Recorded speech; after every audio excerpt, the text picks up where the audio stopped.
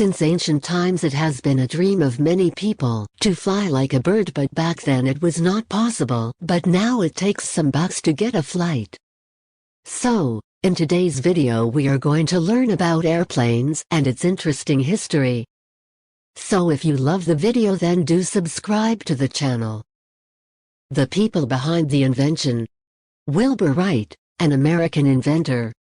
Orville Wright, an American inventor. Octave Hanout, a French-born American civil engineer. A careful search. Although people have dreamed about flying since the time of the ancient Greeks, it was not until the late 18th century that hot air balloons and gliders made human flight possible.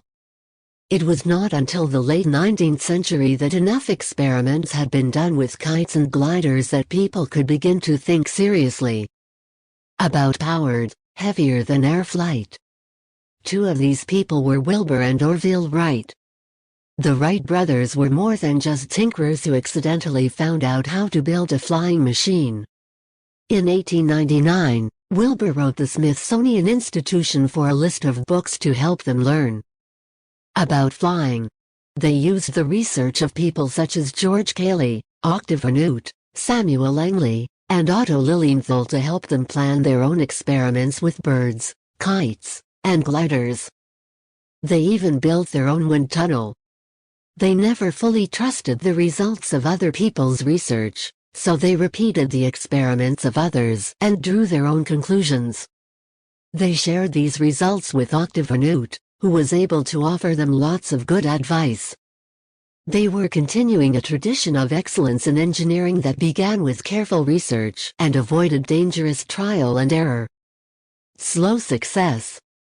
Before the brothers had set their minds to flying, they had built and repaired bicycles. This was a great help to them when they put their research into practice and actually built an airplane. From building bicycles, they knew how to work with wood and metal to make a lightweight but sturdy machine. Just as important, from riding bicycles, they got ideas about how an airplane needed to work. They could see that both bicycles and airplanes needed to be fast and light. They could also see that airplanes, like bicycles, needed to be kept under constant control to stay balanced, and that this control would probably take practice. This was a unique idea. Instead of building something solid that was controlled by levers and wheels like a car, the Wright brothers built a flexible airplane that was controlled partly by the movement of the pilot, like a bicycle.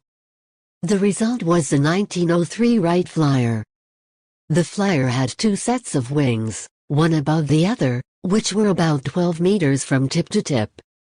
They made their own 12-horsepower engine, as well as the two propellers the engine spun. The craft had skids instead of wheels. On December 14, 1903, the Wright brothers took the Wright Flyer to the shores of Kitty Hawk, North Carolina, where Wilbur Wright made the first attempt to fly the airplane. The first thing Wilbur found was that flying an airplane was not as easy as riding a bicycle. One wrong move sent him tumbling into sand only moments after takeoff. Wilbur was not seriously hurt, but a few more days were needed to repair the Wright Flyer. On December 17, 1903, at 10:35 a.m., after 8 years of research and planning, Orville Wright took to the air for a historic 12 seconds. He covered 37 meters of ground and 152 meters of airspace. Both brothers took 2 flights that morning. On the 4th flight, Wilbur flew for 59 seconds over 260 meters of ground and through more than 800 meters of airspace. After he had landed, a sudden gust of wind struck the plane, damaging it beyond repair. Yet no one was able to beat their record for 3 years. Impact. Those first flights in 1903 got little publicity. Only a few people, such as Octave Hanout, understood the significance of the Wright brothers' achievement. For the next 2 years, they continued to work on their design, and by 1905 they had built the Wright Flyer 3. Although Hanout tried to get them to enter flying contests, The brothers decided to be cautious and try to get their machine patented first, so that no one would be able to steal their ideas. News of their success spread slowly through the United States and Europe, giving hope to others who were working on airplanes of their own. When the Wright brothers finally went public with the Wright Flyer 3, they inspired many new advances. By 1910, when the brothers started flying in air shows and contests, their feats were matched by another American, Glen Hammond Curtis. The age of the airplane had arrived. Later in the decade, the Wright brothers began to think of military uses for their airplanes. They signed a contract with the U.S. Army Signal Corps and agreed to train military pilots.